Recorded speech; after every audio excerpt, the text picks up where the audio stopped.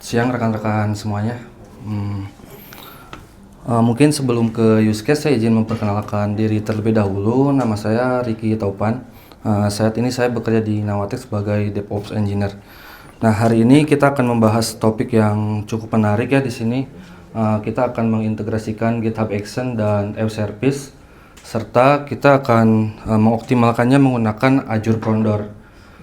Nah, tidak berhenti di situ, mungkin pada sesi usus kali ini saya akan menemukan beberapa resource yang sudah saya siapkan di sini. Di sini mungkin kita langsung saja membahas desain arsitektur yang sudah saya siapkan. Mungkin teman-teman bisa lihat di sini ada developer yang menyimpan kode-kodenya itu di GitHub. Nah, di GitHub itu nantinya kita akan membuat pipeline. Nah, biasanya di GitHub itu pipeline itu bernama workflow. Nah, di workflow itu nantinya kita akan membuat dua job, di mana job pertama itu kita akan mempush kode kita, lalu kita itu kayak membuild ke si ACR-nya atau Azure Container Registry, di mana dia fungsinya untuk menyimpan dan mengelola image container seperti Docker image. Lalu di sini ada job kedua, di mana ada proses deploy. Proses deploy ini kita nantinya akan deploy ke app service. Mungkin sama Mbak Nanda tadi udah dijelaskan, app service itu kita seperti layanan hosting. Nah, nantinya si app service ini di sini ada pool image, di mana kan tadi kita sudah build aplikasi di ACR, lalu si app service ini nantinya akan nge-full si image-nya itu menjadi sebuah kontainer yang nantinya akan menjadi sebuah aplikasi landing page, aplikasi jadi yang bisa diakses. Namun tidak berhenti di situ, nantinya saya akan menambah security tambahan menggunakan Azure Condor. Jadi kita tidak mengakses URL-nya itu dari si app service. Kita akan pengguna akan mengakses domain kita menggunakan Azure Condor. Nah, mungkin setelah melihat desain arsitektur, mungkin kita langsung melihat demonya saja. Di sini saya ada dua buah repository, di mana repository yang pertama ini ada backend dan yang kedua ada front end, di mana nantinya aplikasi ini akan saling berhubungan. Ini aplikasi simple, di mana akan menampilkan aplikasi cuaca seperti itu. Nah, di sini saya mempunyai dua repository. Nah, sebelum kita membuat pipeline, biasanya kita membuat workflow terlebih dahulu di sini. Nah, biasanya kita buat YAML. Nah,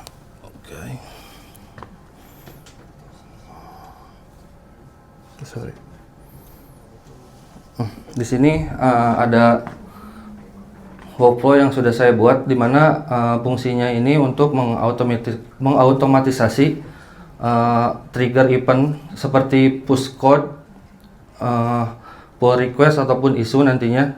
Nah, di sini ada nama itu untuk penamaan si workflow-nya aja. Kita ada build dan deploy si Azure Service. Lalu di sini ada job, mungkin teman-teman bisa lihat di sini ada build dan push image. Nah, si job ini nantinya dia akan nge-push atau nge-build si kode-kodenya itu menjadi sebuah image container. Nah, di pushan itu biasanya nantinya dia tuh akan membentuk bit-bit code untuk menandakan itu image itu yang terbaru. Nah, di sini saya tidak membuat banyak kodenya itu dimasukkan ke si image-nya. Di sini saya membuat 7 karakter saja. Lalu setelah bitnya jadi, dia langsung mendeploy-nya ke si app service. Nah, kita ini kan banyak kode ya. Mungkin teman-teman pasti bertanya-tanya, misalkan ini kan kode masuk ke ini kan GitHub sama si Azure itu kan beda platform. Nah, biasanya kita membuat autentikasinya itu menggunakan service principal. Nah, di mana di service principal itu kita menyimpannya di di variabel di sini kita bisa pindah ke setting. Nanti variabel-variabel itu yang ada di pipeline kita bisa simpan di sini di secret and variable, kita pilih action. Nah, di sini ada beberapa variabel di mana ini ada ACR login server, ini untuk masuk ke si Azure Container Registry. Nah, di mana kita bisa dapat kredensialnya. Biasanya kalau di Azure Container Registry itu kita bisa mendapatkan kredensialnya di access key. Nah, setelah itu di sini ada ACR password, ACR username. Biasanya kita masukkan di sini. Lalu ada app name. Nah, app name ini untuk si app service-nya. App service-nya namanya apa? Kita masukkan variabelnya di situ. Lalu yang terakhir ini ada Azure Credential. Nah, ini Azure Credential tuh kayak autentikasi secara keseluruhannya dari app service dan si Azure Container Registry-nya. Nanti tuh dia kayak menghasilkan decode encode variabelnya gitu, value-nya gitu. Lalu untuk si GitHub si repository yang front end sama aja. Di sini ada saya buat backend menggunakan Python dan si front end-nya menggunakan Node.js. Lalu setelah itu kita bisa pull setelah si ACR-nya jadi. Nah, nanti setelah ACR-nya jadi kita bisa melihat nih ke sini di Azure Container Registry. Saya tadi buat dengan nama GitHub Action. Nah, di sini ada penamaan untuk repositorinya. Di sini saya untuk aplikasi front end, demo wider app front end. Nah, kita hasil dari pusan ataupun hasil build-nya itu nanti ada di sini, demo wider app front end. Nah, nantinya bentuknya untuk versi terbarunya atau versioning-nya dia akan seperti ini untuk di ACR-nya. Lalu kita pindah ke Azure App Service untuk config-nya. Di sini biasanya ini merupakan tampilan general. Nah, di sini kita buat app service-nya di region Indonesia ya. Terus biasanya pertama kali itu kita untuk config-nya ada di deployment center. Oke, kita pilih main.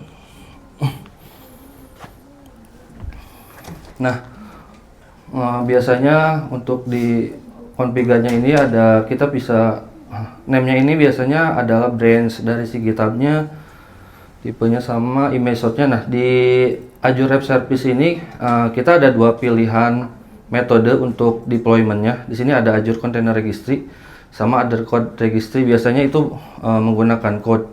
Nah, untuk Azure Container Registry ini kita biasanya kode-kodenya itu di build-nya di ACR, terus disimpan di situ, lalu kita nge-pull di si app service-nya. Kalau di Azure Container Registry ini biasanya kita code, jadi si GitHub itu langsung ke si app service-nya. Jadi untuk stack bahasa pemrogramannya yang manage-nya itu si app service-nya. Lalu kita tidak bisa custom. Lalu ada authentication, di sini bisa manage identity ataupun admin credential. Lalu ada image-nya, ini nama image yang tadi di ACR, versi image tag terakhir. Lalu ada port aplikasi yang running. Ini untuk aplikasi yang front end, untuk yang back end sama saja. Nah, biasanya setelah deploy app service kita itu mendapatkan URL domain. Nah, URL domainnya ini. Nah, ini aplikasi sederhana, misalkan cuaca gitu. Saya pilih Jakarta, nanti dia akan menghasilkan cuaca Jakarta. Jakarta, ini ada 3 kota, London sama New York.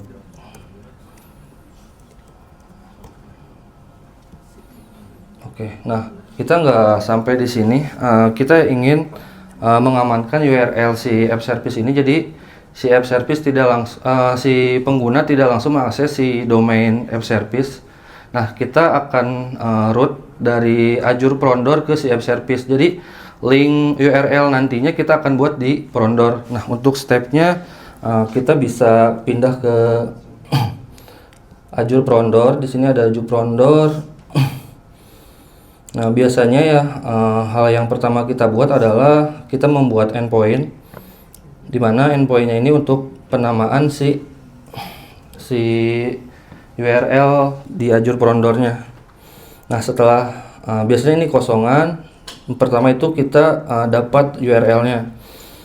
Lalu di sini tahap selanjutnya di sini ada origin group. Nah, origin group ini seperti kita merouting ataupun sebagai jembatan si app service dan si Azure Frondornya. Nah, misalkan kita buka origin groupnya. Nah, di sini biasanya kita tambahkan origin. Nah, di sini kita bisa pilih tipenya. Di mana tipenya ini di sini ada banyak sekali resource di Azure. Di sini ada app service, nanti juga ada container. Nah, kita bisa custom si URL-nya. Sekarang kita pilih app service. Lalu ada hostname, dia biasanya tampil di sini. Ada app service apa aja. Lalu di sini ada HTTP port, ini biasanya default. Ataupun misalkan kita bisa mengaktifkan private link service ini. Jadi nantinya si app service ini dia tidak bisa diakses URL-nya. Jadi lewat Frondor aja. Lalu kita pindah lagi ke Frondor Manager. Di mana di Frondor Manager kita akan membuat routingnya. Di sini kita route. Nah, kita di sini bisa pilih endpointnya apa, domainnya. Lalu, nah ini ada enable caching. Ini biasanya misalkan kita mempunyai aplikasi yang banyak gambar di webnya. Nah, dengan caching ini kita bisa mempercepat akses si domainnya.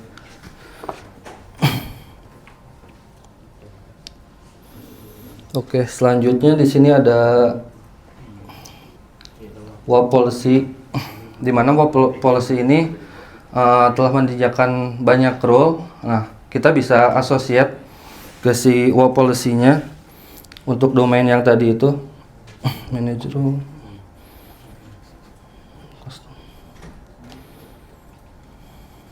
Nah, nantinya dia otomatis seperti yang telah dijelaskan Banada tadi, kayak di DOS atau SQL injection, kita udah lapis security menggunakan Azure Frondor. Nah, untuk domainnya sendiri kita bisa custom di Azure Frondor. Di sini ada, bentar, demo.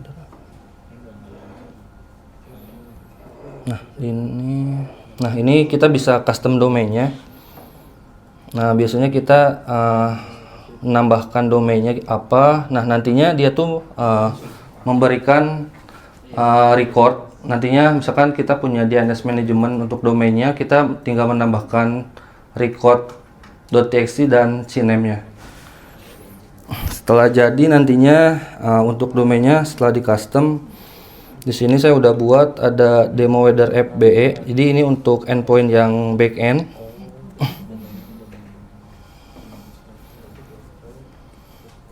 Nah, domain ini akan sama dengan si app service-nya.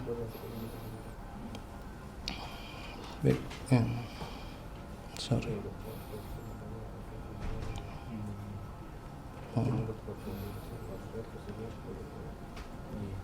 Nah, ini URL yang ada di Frondor dan langsung di app service-nya.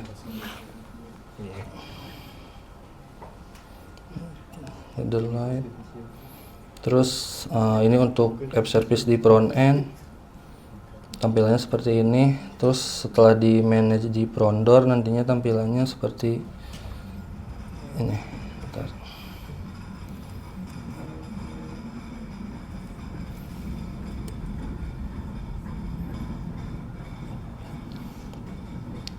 Oke, mungkin use case dari saya itu aja.